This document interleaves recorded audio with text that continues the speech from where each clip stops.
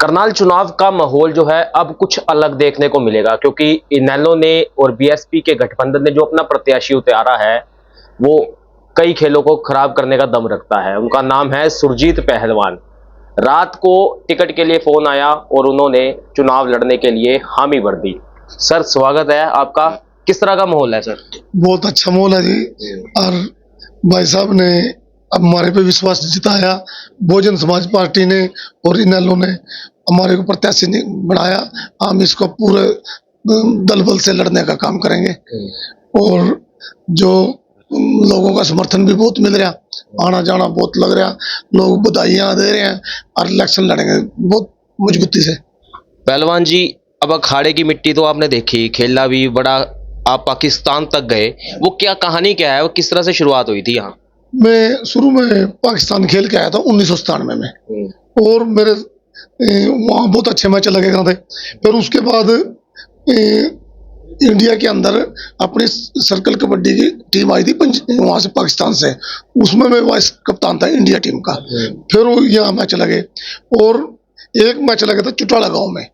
चुटाला गांव में मैच लगा तो उसके बाद चौधरी अभय सिंह चुटाला ने वहीं से कह दिया था, सुरजीत तेरा बहुत अच्छा मैच लगा और तेरे को पुलिस में भर्ती करेंगे। तो थोड़े दिन बाद पुलिस की भर्ती आ गई। चौधरी अभय सिंह चौटाला जी ने जुबान के धनी तो आई, उन्होंने बुला के और मेरे को पुलिस में भर्ती करने का काम। समय सरकार थी चौटाला सर? हाँ, चौटाला सरकार थी, 2004 तक रही सरकार।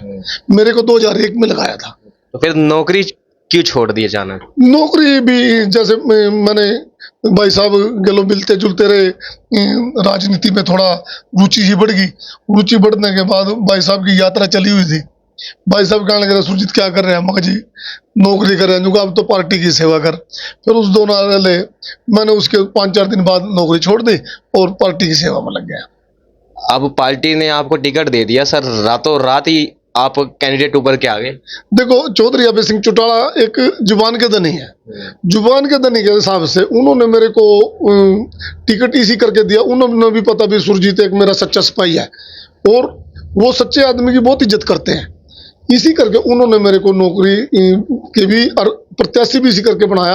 उन्होंने पता भी सुरजीत का शहर में अच्छा ठीक है बोला बाला, तो अपने इनमें भाइयों के लिए मेरा प्यार है, मेरे 36 बरादरी के साथ प्यार है। लेकिन मुद्दे क्या रहेंगे, क्योंकि आप चलो पहलवान है सर, आपने कई खिलाड़ी चित्त भी किए होंगे, लेकिन मैदान में तो आपको पता है राजनीतिक मैदान है, राजनीतिक चुनाव है, किस तरह का माहौल रहेगा, इनको कैसे चित्त करने का दम रखते हैं? मुद्दे तो जी सारे मुद्दे हैं जी। देखो, सड़कें हैं जो रामनगर के अंदर है, चौधरी अभय सिंह चौधरी ओम प्रकाश चौटाला के टाइम में बनी है, वो आज तक मरम्मत नहीं हुई। ये देखने की बात है। हम इन धरातल पे हमने पता है, हम जिम्मेदार भी लोग हैं, हम सबको जानते हैं। उधर की सड़कें बनाने का काम करेंगे। जैसे आप उरी बैठे हैं, मुगल कनाल है, ये 7 महीने से इसमें जो लोग बिजनेस करते हैं, दुकानों का किराया कहाँ से देंगे ये लोग? इन पे काम नहीं होता, ये सड़कें पूरी नहीं होती। अगर इन सड़कों को टाइम टू टाइम बनाया जाए तो ये लोग इनको वोट देंगे। अगर ये नहीं टाइम टू टाइम बनाएंगे, ये इन्होंने लोगों ने ठान लिए अब की बार नए प्रत्याशी को वोट देने का काम करेंगे। नए प्रत्याशी तो आप आगे हो? हाँ, मैं आ गया हूँ। मैंने अपील करी है इन लोगों से। ये कह रहे हैं भैया हम दोनों आदमियों से दुखी हैं, बीजेपी से भी दुखी हैं। बीजेपी का 10 साल से इन्होंने राज देखा और उसके बाद इसमें कांग्रेस में भी राज देखा, इन्होंने कोई काम करने का काम नहीं किया। और हमारे जो इनका मैं अपने दिल से कहता हूं, आप हमारे पे विश्वास दिखाएं और मैं ये काम सारे तुरंत टाइम टू टाइम करके दिखाऊंगा और लोगों के बीच में रहने का काम करूंगा। सफर बड़ा भावुक वाला भी था आपका, काफी परेशानी देखी। किस तरह से सर गरीबी से उठ के आप यहाँ तक पहुंचे, नौकरी तक पहुंचे, कितने साल नौकरी करी, किस तरह से कबड्डी की शुरुआत हुई, कैसा था वो सफर? नहीं, मैं देखो कबड्डी तो मेरे गांव वाले ने कुदरती मेरे को, मैं खेले नहीं करूँ था। एक दिन गांव इसमें निगदू में मैच हो गए और मेरे को गांव वाले धक्के से, वो ट्राली में नहीं ले जाएगा ना, ट्राली में धक्के से उठा के ले गए। मेरा वहां से मैच शुरू हो गया। मेरे कई प्लेयर हैं, मेरे गांव से रमेश है, दलजीत है, ये मेरे बहुत बढ़िया प्लेयर है। इनके साथ मैंने ऊपर उठने का काम किया, फिर मैं ऊंचे लेवल पे चला गया। और कबड्डी में खिलाड़ियों के लिए बहुत सुविधाएं हैं, पहले नहीं थी, अब और ज्यादा सुविधाएं। और जैसे मेरे को भी यहाँ MLA बनने का मौका मिला, खिलाड़ियों को बहुत मान सम्मान दूंगा मैं।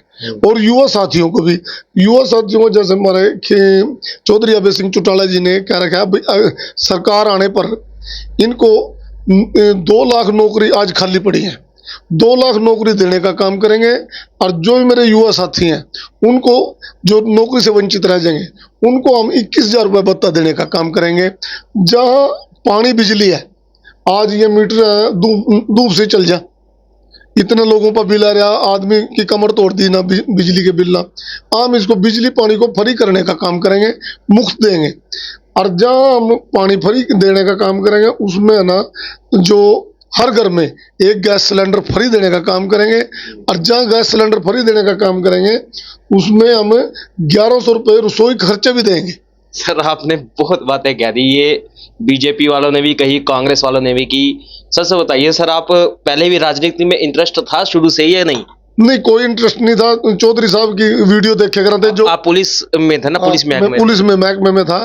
चौधरी साहब की वीडियो देखे करते। आज भी चौधरी साहब के बहुत दीवाने हैं जो गरीब की आवाज विधानसभा में उठाते हैं। चौधरी अभय सिंह चौटाला उठाते हैं, किसी और कोई नहीं उठाता।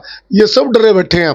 जो एक चौधरी अभय सिंह चौटाला है जो किसी से डरते नहीं है, जो कहना मुंह पे कहते हैं और अपनी आवाज पब्लिक की आवाज बुलंद करने का काम करते हैं।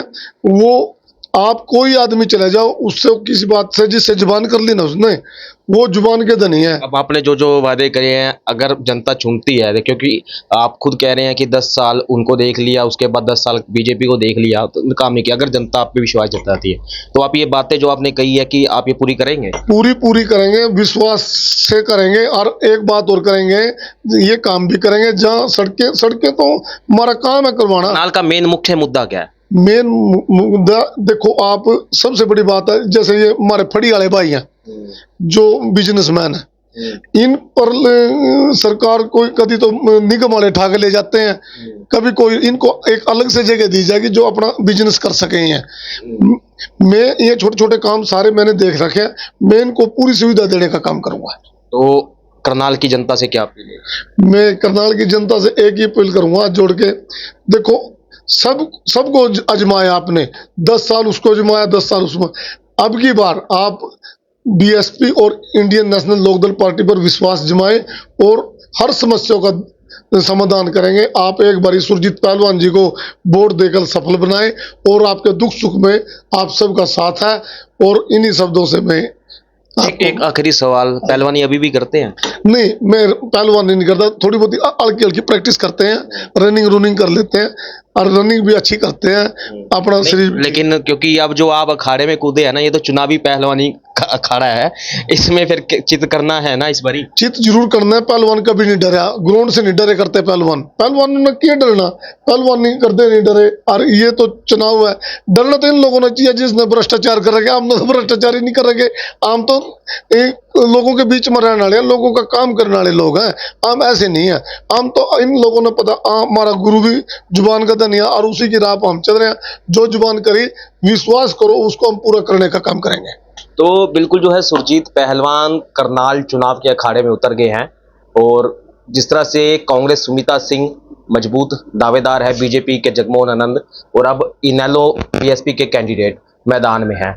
मुख्य जो चुनाव का मुकाबला होगा वो देखने वाली बात है, क्योंकि 8 तारीख को जो रिजल्ट आएगा वो ही बताएगा कौन बनेगा करनाल का विधायक। लेकिन ये चुनाव इंटरेस्टिंग होगा। करनाल से नमनदीप सिंह, पीटीसी न्यूज़, हरियाणा।